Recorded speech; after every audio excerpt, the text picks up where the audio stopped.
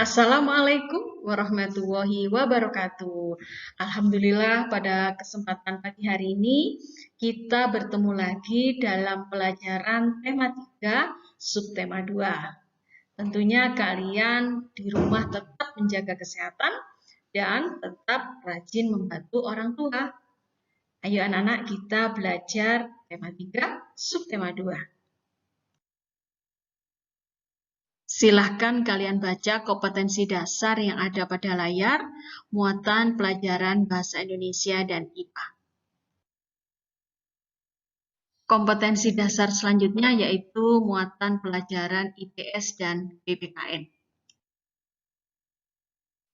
Pelajaran pertama hari ini adalah tentang teks eksplanasi. Apa itu teks eksplanasi?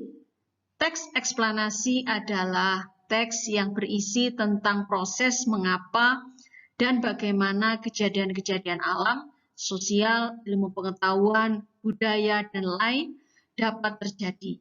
Suatu kejadian baik itu kejadian alam maupun kejadian sosial yang terjadi di sekitar kita.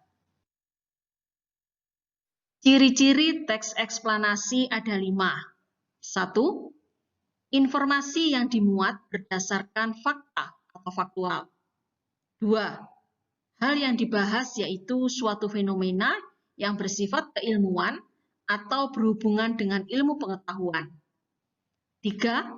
Sifatnya informatif dan tidak berusaha mempengaruhi pembaca untuk percaya terhadap hal yang dibahas. 4. Menggunakan kata penanda urutan. 5. Fokus pada hal umum atau generik, bukan partisipan manusia.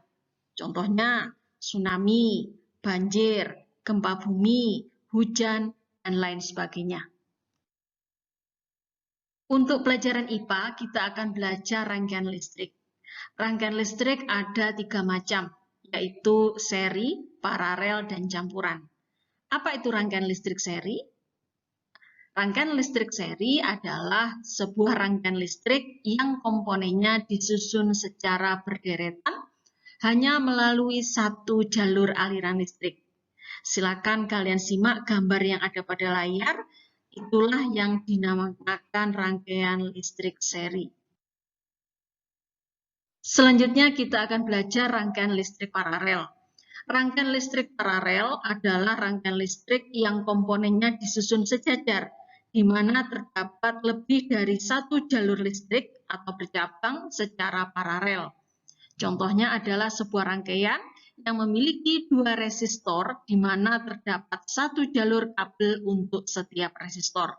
Perhatikan gambar rangkaian listrik pada layar, itu adalah rangkaian listrik paralel. Selanjutnya kita akan belajar perubahan sosial budaya dalam rangka modernisasi bangsa Indonesia. Perubahan sosial budaya meliputi berbagai hal, seperti cara berpikir, berperilaku, dan perubahan alat-alat untuk memenuhi kebutuhan manusia. Faktor penyebab terjadinya perubahan sosial budaya antara lain bertambahnya penduduk, adanya penemuan baru, terjadinya konflik, peperangan, adanya perubahan lingkungan alam seperti gempa bumi, tsunami, atau gunung meletus, dan adanya pengaruh kebudayaan dari masyarakat lain. Itu tadi anak-anak perubahan sosial budaya dalam rangka modernisasi bangsa Indonesia. Sebagai pelajar, kalian harus mengetahui hak dan kewajiban anak di rumah. Apa saja ya hak kalian di rumah?